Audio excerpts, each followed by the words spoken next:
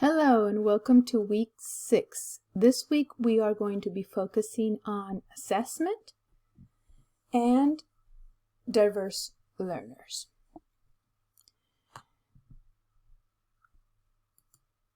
So the agenda is going to be, first we're going to look at the Language and Literacy Development Profile assignment. I'm going to walk you through a little bit what to do in that assignment and where to find the different documents that you're going to need for that. Then we're going to talk about language assessments and the different kinds of assessments that we have and some of the ones that you're going to be doing with your focal child. And then we're going to talk about assessing diverse students in particular. And then we're going to focus on African American language, and we're calling it AAL for short. And our discussion board for this week is going to come from this African American language topic. And then we're going to just look over what the homework for this week entails. So, looking at the language and literacy profile assignment that you have a template that looks something like this image that we see here to the right. And what it's calling you to do is to synthesize your data from your observations, for your family interviews, and from your assessments. So by the point in time where you complete this assignment, you should have several observations collected of your focal child. You should have completed your family interview, which we talked about last week, and you should have completed some informal assessments with your focal child. And we're going to talk about those assessments and the types that you can carry out with your focal child in this session. So the family visit, you're going to use the information from the family visit you're going to use here, and you're going to input in the section that says family visit and interview observations. Then the observations that you've been taking weekly of your focal child, you're going to input in that second area here where the note-taking and note-making observations will go. And then finally, the literacy assessments you're going to input in the last section, and that's you're going to input what kinds of assessments you carried out and then your interpretations, including the scores that the child achieved. So you have to, for this assignment, include at least 10 observations and interpretations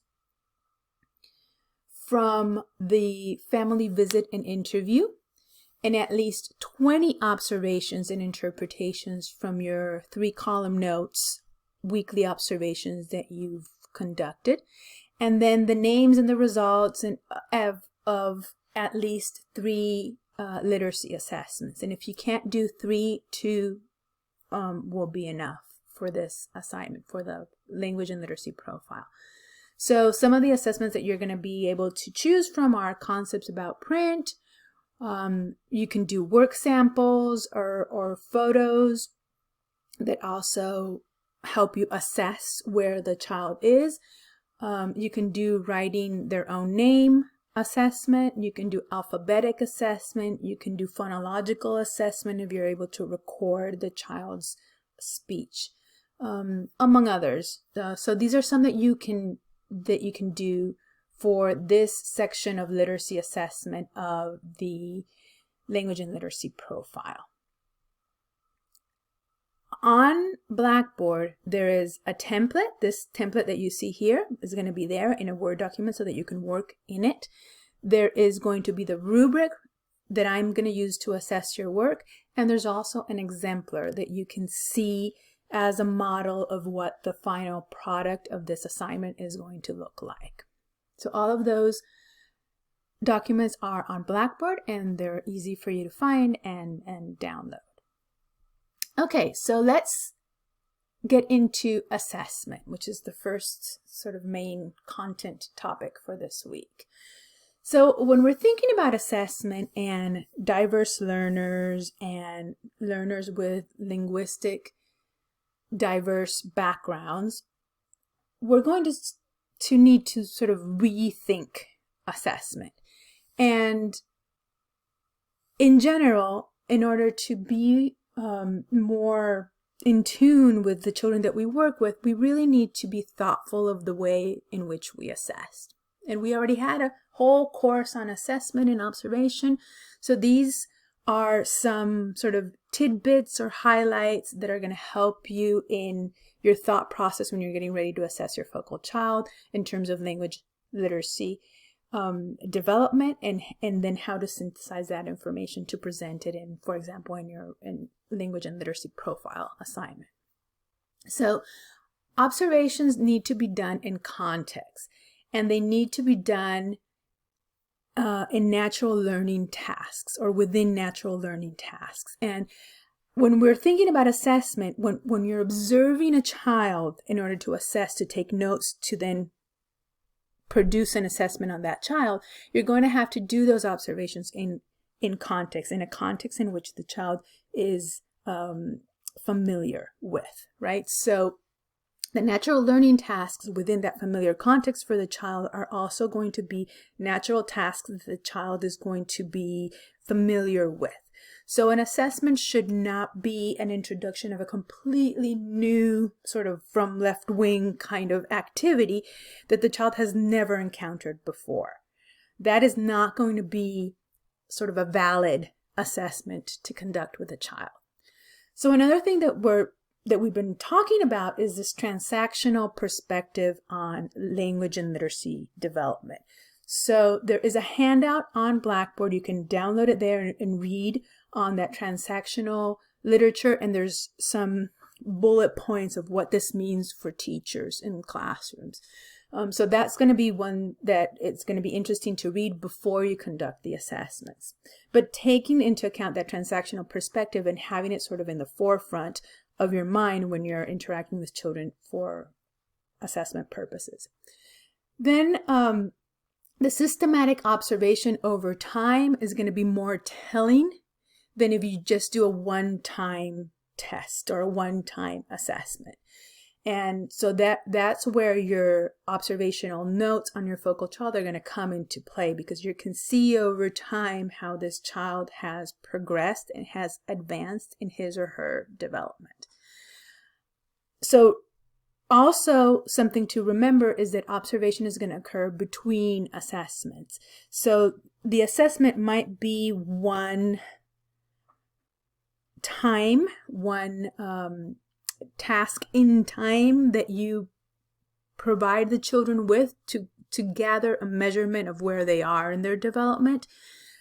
But you are constantly observing this child, and those points of data that you're gathering from the observations are going to be very valuable for you to interpret and understand the results from the assessment. So you also need to account for how a child changes over time, and this is where those observations over time are going to help you, because again, one assessment is one snapshot of where the child is at a particular moment, but it's not going to give you progress over time.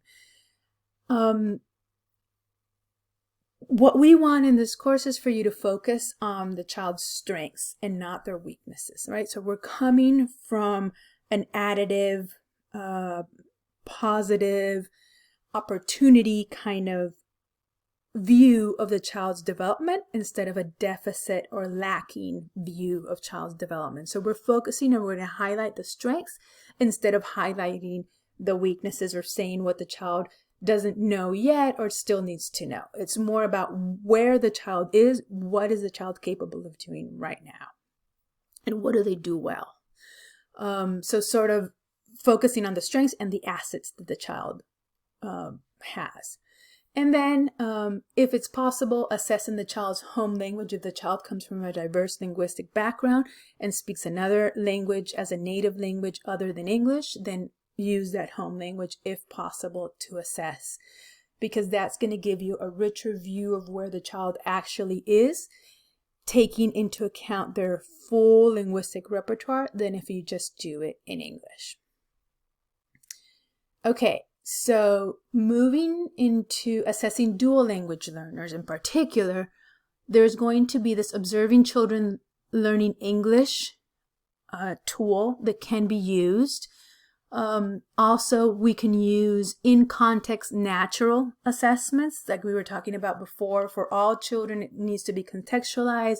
It needs to be natural tasks that the children are exposed to on a daily basis, not something newly introduced. And then using home language when necessary and if possible. So these are things to take into account, particularly with dual language learners. Using a checklist that over time and in context is going to help measure understanding, repetition, and use of these 3 things is also going to be a valuable tool for you to use as an informal assessment when you're working with dual language learners. So you're going to document in this checklist vocabulary, and that's going to include expressive and receptive language. You're going to document formulaic, social, interactive kind of language. And then you're going to document productive language. And to see how the child progresses from this formulaic and social interactive type of language to a productive language is going to allow you to see and show to others the progress and the development that this child has had over time. So those are some kind of ways that you can assess dual language learners. Now, in terms of oral language assessments, and these are done for native English speakers and children that are typically monolingual, but they can also be done with dual language learners that have some sort of proficiency in English, because typically these are in English, although some of them have been translated particularly to Spanish for those children that have Spanish as their native language. So there's 2 types of assessment. We have formative assessments and we have summative assessments. So formative assessments are the ones that are going to be done during a learning period. Not necessarily at the end, but during the learning period, and they might be done several times, say during the academic year. A summative assessment is done at the end of the learning period. So it can be done at the end of a unit, it could be done at the end of a trimester, it could be done at the end of the school year. And it's a summative snapshot of what the child knows at that point in time. Formative assessments are used, the results of them are used for planning and for adapting and changing the curriculum and the activities and lesson plans that are offered to the children. Summative assessments just tell you at the end of the learning period where the child was. So it's not necessarily used to adapt and change, but it's used to evaluate the child at the end of whatever period you're using to apply this summative assessment.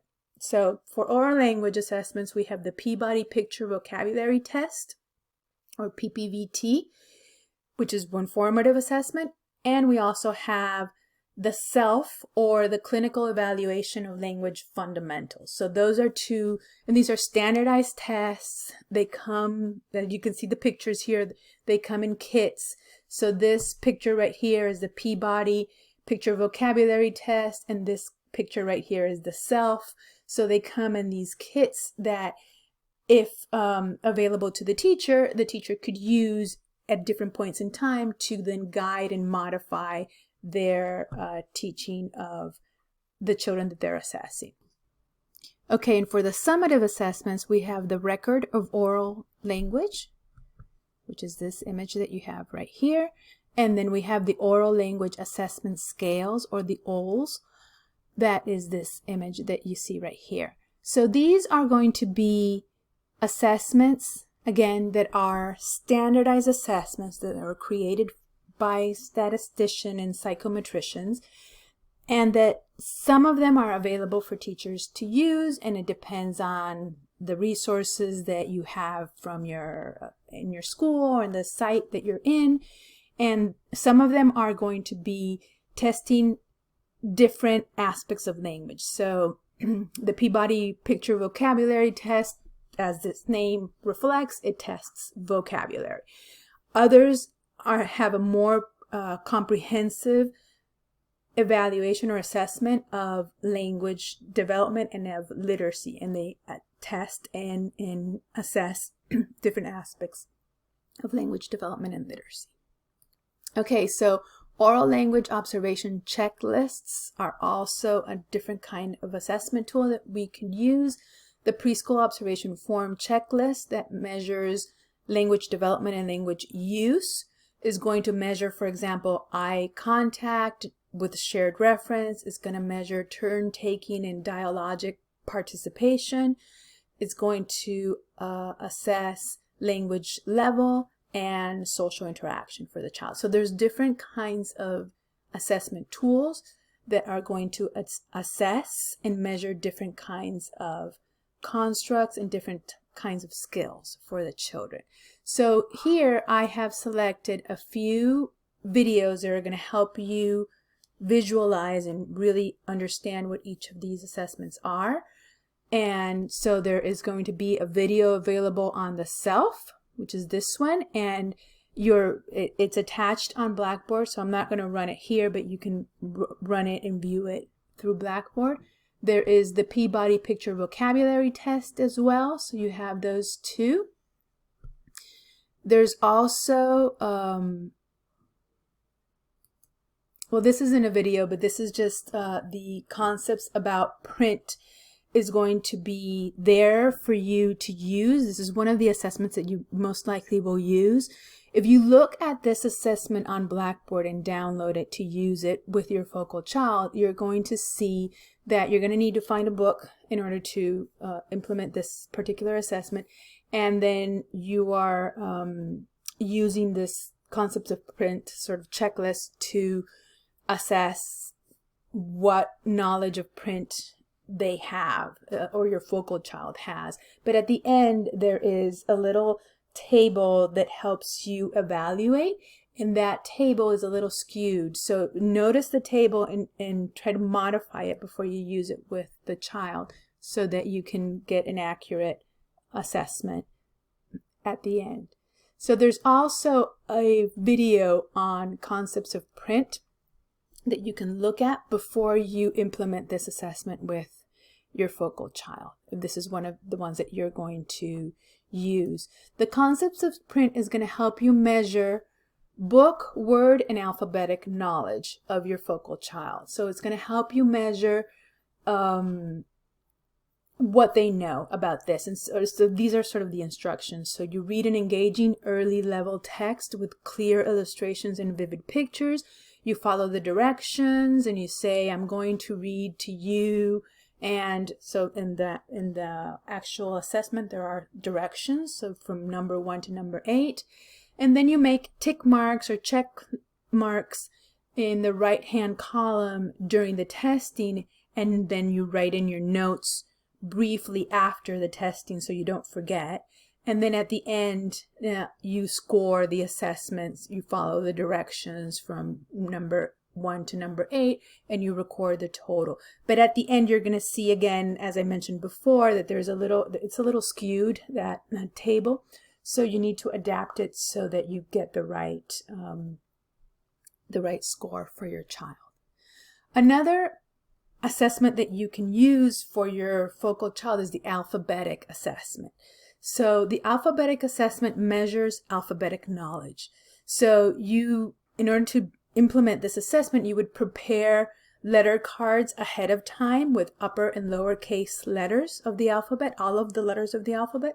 And then you present the cards and you can ask the child to identify the letter. So what letter is this versus what letter is this in uppercase and lowercase. And you can do it not necessarily in the alphabetical order, because the child might know it by memory and is just, like going through the alphabet that they know and not really recognizing the letters or identifying the letters. And then you record the responses in your score sheet, and at the end, again, the child gets a score of how many they got right and how many they got wrong. And there's an alphabetic assessment chart that you can use on Blackboard.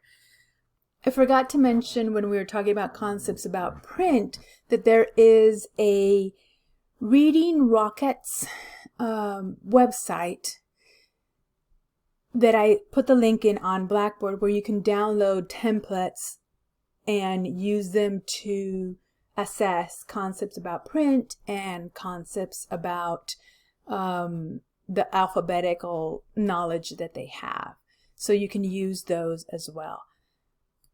Okay, so let's move to alternative assessments for students who have special needs. Language is not necessarily just talking, right? So when we're assessing children with little to none, children that are nonverbal and that have little to non-oral language development, there are other ways in which we can assess them in order to gauge how much they can communicate. Because at the end of the day, when we're talking about oral language, what we're talking about is communicating and making meaning. So you're gonna assess how the child communicates and makes meaning. So you're gonna assess receptive language through pointing at things. So you ask the child, for example, point to the letter A, and the child points to it without necessarily having to utter the phonemic sound that is associated with the letter A. You can also assess expressive language through naming objects. So you can give a child an object and tell them, what is this? And have them say, oh, that's a B, or that's a D, or that's an A, right? So they recognize it and they use expressive oral language to convey the sound. They can make different amounts of sounds or different approximations of sounds to the correct one. And that is one way that we use to assess children with special needs, is not necessarily using the typically development assessment tools, but using tools that are designed for children in particular that have special needs. And here you have some examples of those. Okay, so when we're thinking about diverse children and we're assessing them in their oral language development and literacy development, there are three paradigms that have come through historically the early childhood education profession.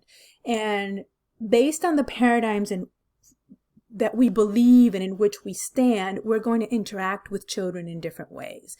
So the paradigms are inferiority paradigm, and this was, it started in the 18th and 19th century, but it's still present because you'll still find teachers and educators and people in general that talk about children that come from diverse backgrounds, and they say things like this, like, these children aren't going to do anything in life except work in fast food restaurants.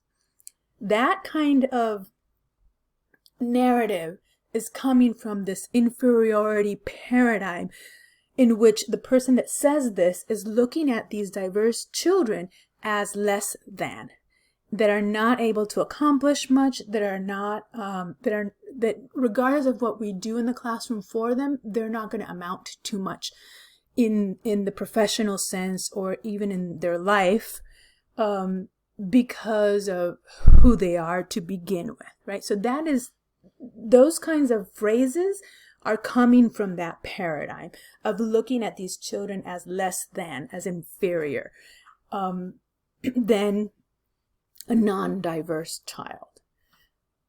The other paradigm is the deficit or the culturally deprived paradigm.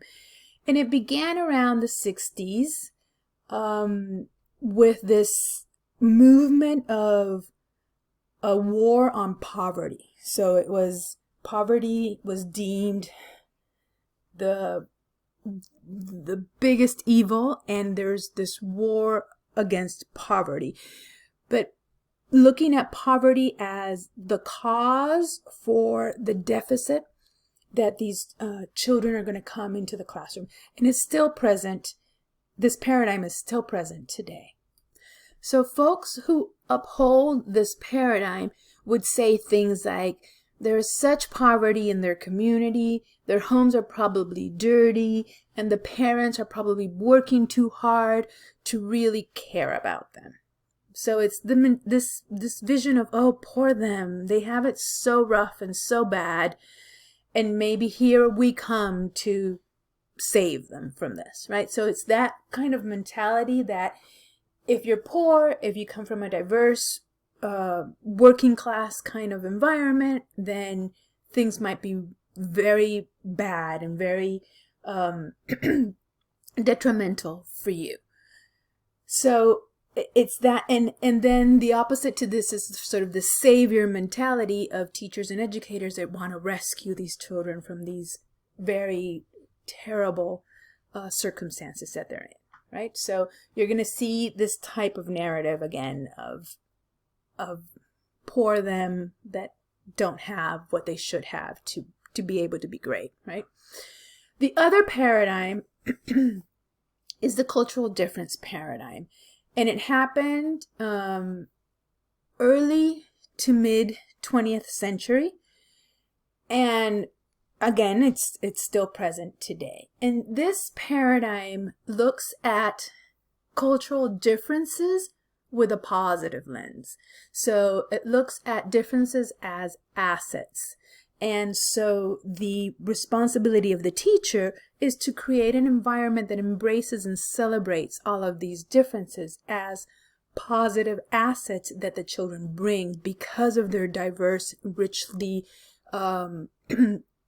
culturally diverse background, right? So you'll hear narratives in the tone of we should create lessons that build on students' home language and home and community knowledge, and the funds of knowledge that the children bring into the classroom are seen as assets and as positives.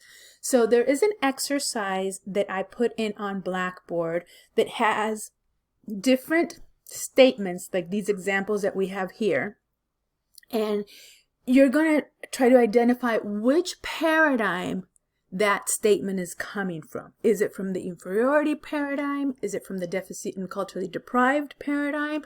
Or is it from the culturally difference paradigm?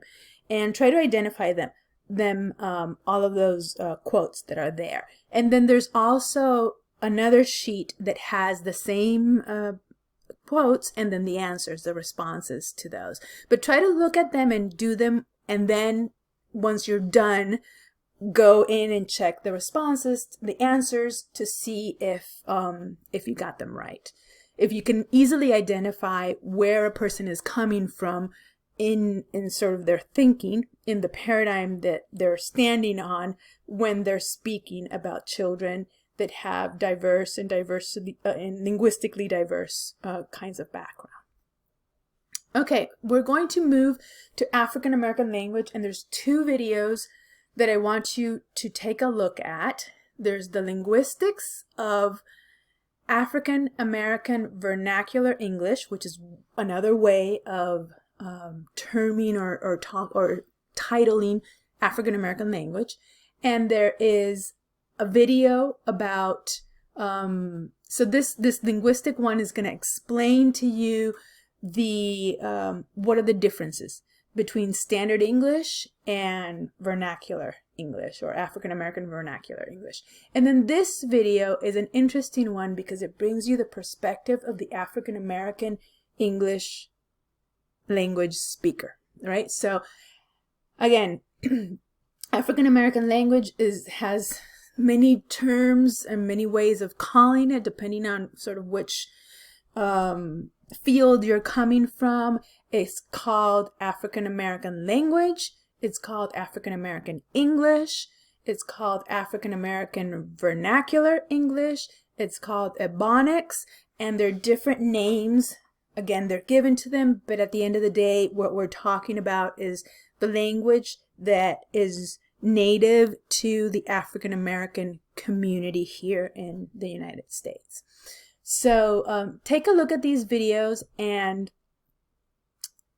see if you pick up some things that are new to you in terms of AAL, or things that you say, yes, I knew that, so that ratifies what you already knew. So check those out. And then we're going to do this activity, and this is the activity for the discussion board this week. I'm going to give you this sheet that has African American language features on the left column.